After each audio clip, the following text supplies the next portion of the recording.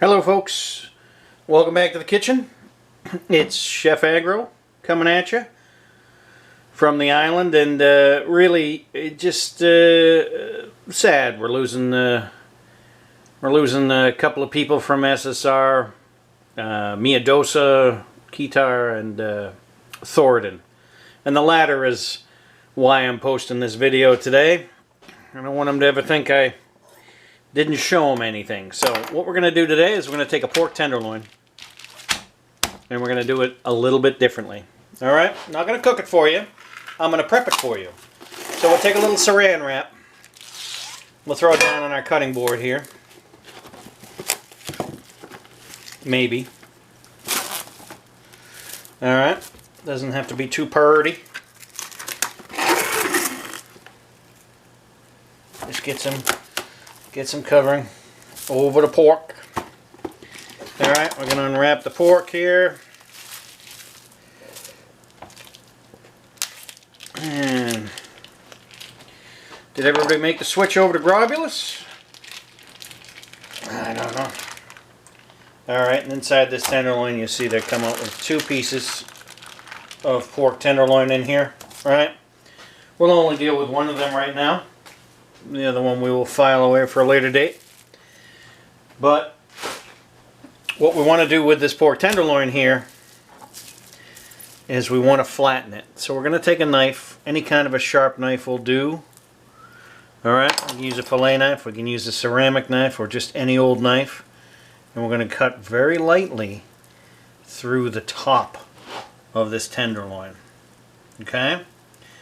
Very lightly through the top, all the way down, all the way across. And if you saw the filleting fish video, it's the same thing. You can use your thumb to peel back and find your little cut there. You want to go all the way across, but not through to the end. Okay? And then what we're going to do is we're going to kind of turn this on its side, and then we're going to cut down the outside of it. Okay? So essentially what we're doing is we're unrolling our tenderloin. Okay? And it doesn't look pretty once you get it done. You have to do a little bit more to it. We're going to have to wind up flattening it out as well when we get done with it. And if you make a hole in it, it's no big deal. It's all going to get buried and look fantastic in the end. So we'll say goodbye to Thornton while we do this. I'm sure he's off to some graduate school program in modeling. Or, you know, not him modeling, him building models. That's what I meant. I can understand how it can be confusing calling somebody a model. I guess you'd call him a modeler. Alright, so this is going out to the modeler. Our old dwarf was leaving us. God knows, probably for Call of Duty or some shit. Alright, so as you can see, we're slowly unwrapping this pork, and it's never going to be perfectly flat at the beginning. Alright, so we're rolling it out slowly,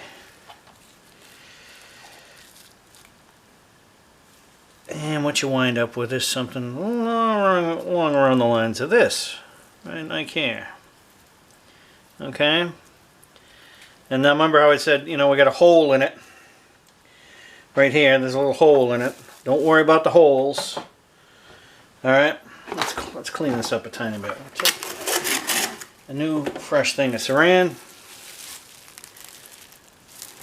put that down there. We'll lay the pork on top of it. Yeah, still looks a little ugly. Don't panic.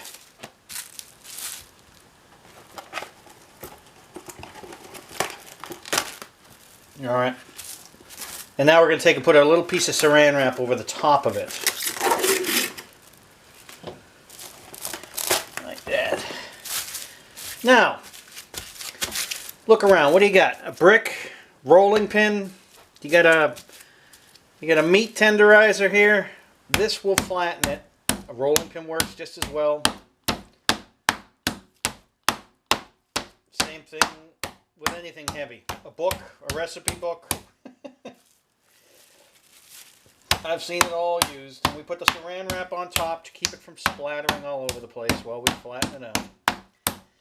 And when you flatten it too much, you will make holes in it. So be wary of that. You don't really want to put too many holes in this piece of pork. You really just want to flatten it. Now, yes, it can be trimmed at the beginning, but I did not do that.